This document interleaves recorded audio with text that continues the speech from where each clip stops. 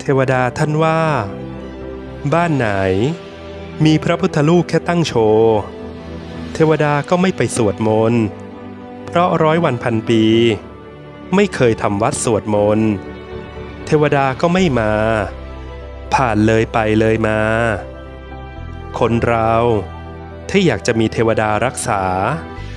ต้องเป็นคนดีมีศีลธรรมหมั่นเจริญสติภาวนาโอวาทธรรมหลวงพ่อจรัญทิตาธรรมโม